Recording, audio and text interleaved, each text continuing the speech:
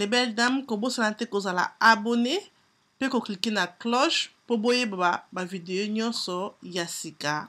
Merci. Bonjour les belles dames, j'espère que vous allez bien. Vous bien par la grâce de Dieu. Ça fait longtemps que tu sali vidéo à cuisine. On peut l'embarquer quelque chose ça la bien on sait jamais le besoin d'Zambé. Mais j'espère que vous allez bien. On est vraiment fatigué. Et tout donc nous autres vraiment les messages vraiment bien aimé. Nangolo Nzambé et comme ça toujours parce que tout ça n'a choisi. Anyway les belles dames, mais nous à la cuisine nanga. Pour tout ça la malangwa ya sauce mais malangwa auto c'est malangwa sans tomate mais tout ça bien on a banda tika commentaire na c'est comment yolambaka oyayo donc ça malangwa les ali à sans tomate ce qu'on met on a bana so bano balinga semoule okozala vraiment décider okosenga merci na c'est ya commentaire donc malangwa oyaka vraiment yami nice chic donc vraiment simple comme la maison malangwa moko ya sauce mais ils a sans tomate donc voilà malangwa nga na bongisi yango et Tokobandesko kochaba assaisonnement nganabino ensemble comme d'habitude. La vidéo tina suka, partagez vidéo, aimez vidéo et que ça la bien makasi. Let's go. Donc voilà les belles dames, malangwa na biso yangoyo, na nettoyer déjà malangwa na nga, ezango malangwa belete. Donc on est pour ça là et ba assaisonnement otoza na ngo na malangwa yangoyo. Yango na kolukana nika na poivron nanga ya couleur ya rouge na ya jaune dambu yango na kotia na monete on pesa minene funa kata kata ngo na konika ngo donc sopo lingi okata kata ngo na posa konika te ya na problème te mais ngala linga kata na nika kango et ça la ka sauce kitoko et comme ça sauce couleur moko vraiment ya bien et nazali na Tangawis na biso ya fraîche loko ezambisi ngana mi kosela ya fraîche donc le copain na moi tangawis na fraîche na kotia tangawis na ya fraîche et tozali awana ai nanga na za nango boye 4 yango na kotia na kobakisa mai pona kende ko mixer biloko nanga oyo na sangisi ensemble wana na sibino à tout à l'heure et wana na kozosko matungulu nanga na kotia donc na kata matungulu nanga en deux yango nde na bwaki na tie matungulu na mobimba te donc voilà totie matungulu na biso donc totie jus na biso o toniki na biso ekoti na vidéo na moni kamera za ki okata et na tie litungulu donc ekomi biso comme ça comme bomoni eloko oyo kosala ngo spécial ekozala oyo solo. Ok, et là quand on est dans spécial mesdames, eza solo. Donc il faut à la serre que solo na o resomba, eza solo moko ya bien, solo ya sika pour na ebimisa soupe na yo spécial ebimisa soupe na yo kitoko. Donc ko nettoyer solo na biso. Donc voilà.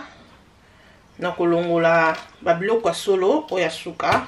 Bamususu balinga kotia solo na bango mobimba mais nga na préfère kokata solo nanga onde parce que naza la cirque na kati nango eza bien mais comme on solo oboyo mona jeke eza nango bien tina kati mais na préfère que na katango na kabolango kati kati comme ça omoni c'est bon et na kuboka ngo na nzungu nanga ya mbisi donc et ça la kango vraiment bien meka okozala décider kotika commentaire là c'est vraiment yummy. Nga kuna préféré comme ça qui kotia tomate.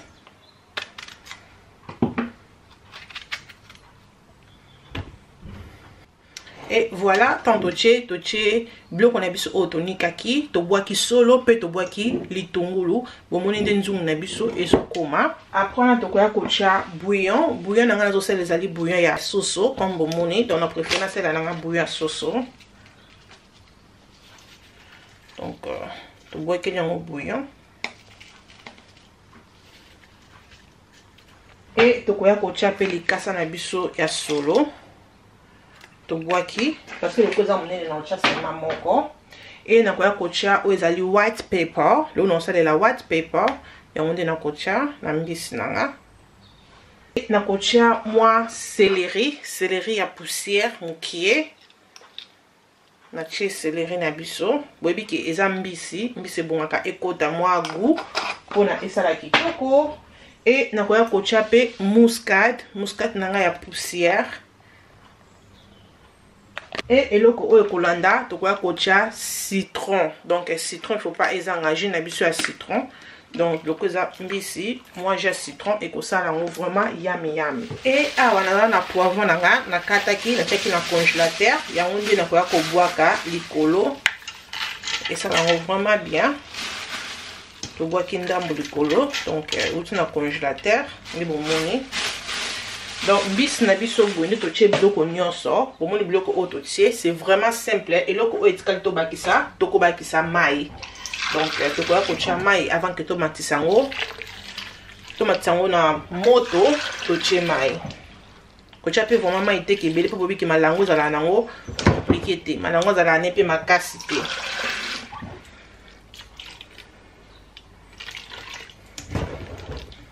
Donc, voilà les belles dames. Nous avons biso et commis comme ça. Ceux qui ont l'ingaka coacher ma foutate. Kocha mafuta te matisa nzungu nomba na moko na moto. Mais ce qu'on a lokolanga olinga mo mafuta muke ko bakisa mafuta ndengai nazo bakisa. Non tia mafuta langa vraiment muke comme bomoni. Après bo est-ce que le bedan to ko matisa nzungu na biso na moto et to ko sala siko épinard na biso parce que nga vraiment ko kolia mbisi te que sans légumes na préfère que no lia musuni bien no lia poisson na légumes pembeni to sala siko yo épinard na so otoli lango mbisi na biso. Na ki o matisa na moto. Et puis nous avons un biseau tomate ici. Toujours comme ça. Nous avons un aïe et bébé serait chuté. Donc voilà, on a ce qu'est-ce qu'on peut faire ça là. Et puis nous avons un biseau. On a besoin de boire caramba nanga pilipili na malangwa nanga. Na kocha mbuma nanga pilipili na longoli nzete comme d'habitude pour nanga na bana na ninka ke kotsa kama solo wana e ko sala ngo kitoko.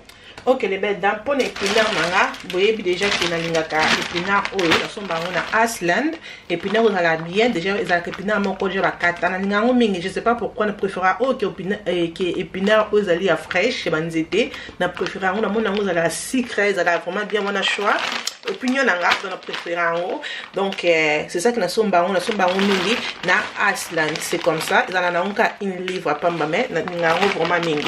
Et on a un ndembi et on a na litungulu et on a na mix pepper nanga mix pepper au peut somba on na Asland bateka yango paquet boy in livre parce que épinard nanga lelo eloko ça dango spécial na ko chango tomate dans l'autre autre épinard na biso tomate mais tomate ko zali tomate ya mbuma yango pe ko sala yango bien et to ko boire ke dango mbuma ya pilipili na kati donc biloko to chana épinard na biso yango dem compliqué te mutu pasité wala to banda sikoyo recette na biso ya épinard eloko liboso auto ko cha toko banda na toko cha huile na nzungu na biso parce que toko kalaba que to kalinga ba assaisonnement na biso avant que to cha épinard na biso na kati ya nzungu donc on a na tie nzungu nanga et na tie huile na kotika siko nzungu nanga échauffé et na kozongela bino c'est vraiment facile les belles dames. Que les belles dames on a na moni mafuta nanga échauffé sikoyo eloko na kosala na kobwaka matungulu pona kati matungulu nanga na kati pe tomate nanga mais na kobanda liboso na matungulu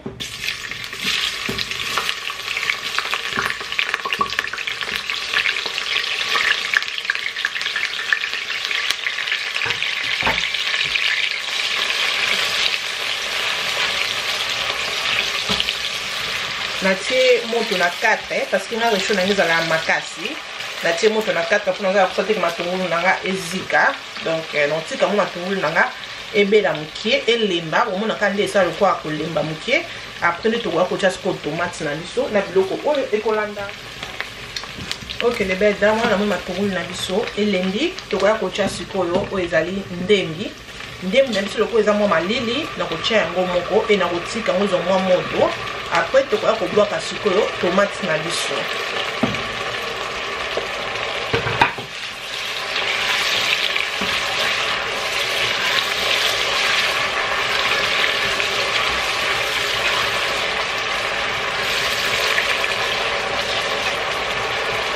Et tokotika siko ndemi na biso elemba muke après so ndemi na biso elembi ne to kozongela sikoyo kocha tomate na biso to mboka pe misu na poisson na biso zombela bien zotoka kitoko donc bobi ke poisson batuka ba tourna ngote ituka ko ngisa donc on va faire ko tourner poisson na donc bomoni ke matungulu na biso na ndembi na biso vraiment elembi siko tokoya ko bwaka tomate na biso tokocha tomate po tomate pe ebela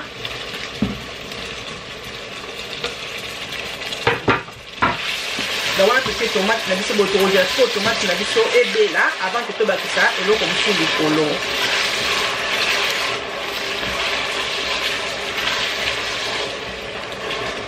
Donc voilà, c'est comme ça. Tokotika sikoyo tomate na biso vraiment ebela bien avant que tobakisa épinard na biso. Donc le bel de bomona vraiment des biloko na biso ezobela bien kitoko ezozika te ezobela bien et tokoya kotia sikoyo mix pepper na biso oyo tozalaki nango yana mbuma pilipili na nga naza nango nyonso nakoya kotia na kati ya nzungu. Donc mwasi ntango ozolamba epo mokeme ezala na se o toko ezango malili. Donc tokotika yango sikoyo etoka esangana vraiment bien po tshunga oyo ezopesa deja na baassaisonnement oyo.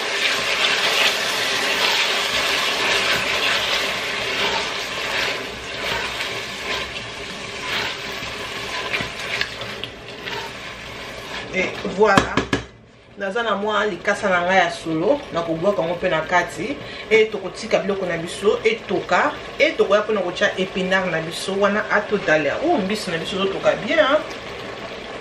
Tokotala mpe mbisi na biso mpo anini te donc mwasi soki azolamba maboko eza kaka partout.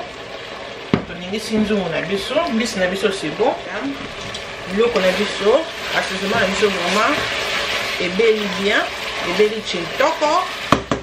Eloko tokosala tokoya kobakisa mwa black pepper na black pepper na nga yango nde nakoya kotia tokotia mingi te totia sema ndambu e nakoya kotia oyo ezali vegetable seasoning yango nde nakotia nasomba yango mpe na nini oyo na Tesco. Vegetable seasoning ezalaka vraiment bien donc yango nde nakoya kotia na biloko na nga nazolambela ekozala lokola comme mungwa mpona kotia na nga mpe mungwa te.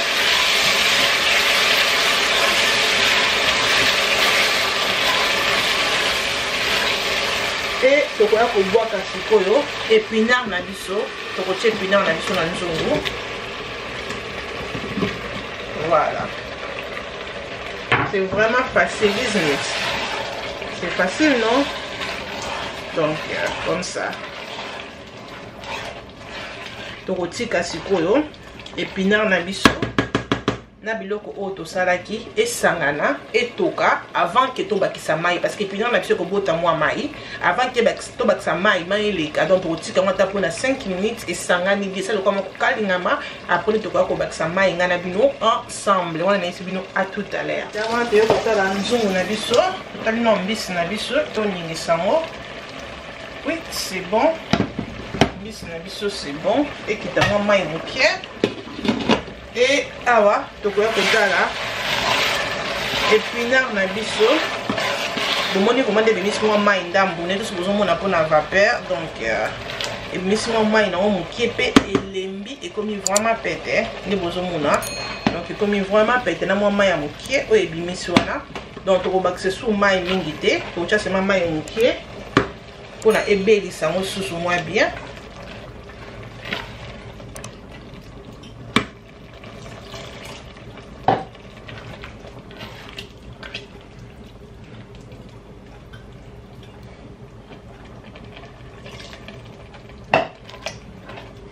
Donc c'est bon. Donc voilà, voilà les belles dames. Omoni mai nanga na tie mai nanga mingi te na épinard nanga mai nanga eza vraiment mingi te. Donc tika épinard nanga boye etoka esusu ata mpona 5 minutes, ça dépend ndenge réchaud eza makasi. Nga réchaud nanga ezala makasi na tiango na 6 donc ata ba 5 minutes moko etokangi na biso moto ya épinard na biso. Makimba nanga nasalaka yango comme ça natie nanga ka mai natokisa makimba nanga na baposo nayebi te pourquoi. Donc c'est ça natie mai moko amisi comme bomoni na makimba parce que to kolia yango lelo na makimba. Donc voilà les belles dames, biloko na biso vraiment ezobela vraiment kitoko makasi epingo na biso yango oyo ebeli. Donc nako swapper nakotia épinard na suka loko ebeli nango tokotie épinard na suka et totie makimba na biso awa liboso po ebela noki. Donc épinard na nga na finika ngo te parce que nga na posa ke ezala épinard ya vert comme d'habitude comme boyebi na finika épinard na nga te na otika ngo boti moto vraiment ekokita. Après nde na finiki poso na finiki ntango ozobela boye épinard na biso ko changer couleur et okomanga na couleur ya chocolat. Donc c'est ça que na kofinika épinard na nga te. Bomoni vraiment des épinard na biso vraiment pété vraiment même na monoko mekango okotika commentaire na c'est vraiment yummy. Moi je préfère coller épinard qui est ndunda. Na ninga vite écoutez na préférer nga épinard qui est ndunda. Donc bamso ba ninga kosala bo na ndunda mais nga comment za vraiment fan vraiment ndunda te ya on a nga mingi épinard pour nga épinard mingi. Donc voilà les belles dames toti parce que ma kemba na biso et bella on est subino à tout à l'heure. OK les belles dames attendez que tous c'est là makemba na biso elemba potolia na osala pe jus na nga ya nini oyo ya tangawis na osala pe jus na nga ya tangawis na pourquoi pas na salino koma nga na sala ka jus ya tangawis c'est vraiment simple comme tu ebiki tout ça la ka misala makasi mi kongo pasi nzoto pasi tangawis c'est très taka partout tango c'est ça ka te que po mutu wana sala malade moko boye ya boye des fois mais la tangawis non tangawis même nga na mais la tangawis ça la ka vraiment bien pour na nzoto kola muka na batongo o eza vraiment facilité tangawis la ka vraiment bien to bien au bisonyo so. Donc comme nga sala ka tangawis na na d'accessoirement parce que on m'a tout ça intéressé à pour ça on sait jamais na sokoli tangawis na nga très bien mais na tika on a ba poso na longoli ba partie o eza ba partie ya mabe na poso na longoli ndo bozo mona na nettoyer ngo bien na poso nango. Donc eloko o sko na ko sala na zui mixer na nga eloko na ko mixer na ko boaka tangawis na ngai na kati na osala ndambu mpona na osala ndambu de partie pour nyonso neza libele na tie bongo za pena posa kozala na passoire pesa vraiment important quand osala jino ya tangawis na kati nde na bwaki tangawis na nga na kotia mwa mai na nga ezali mai ya moto nde bomoni et na kokende sko ko mélanger yango na ko nika yango vraiment bien et na kozongela bino wana na niki tangawis na biso moni de komi et komi biso boye. Donc eza deuxième tour na biso et na kozwa passoire na tie na ko ka tangawis na nga ona otu konika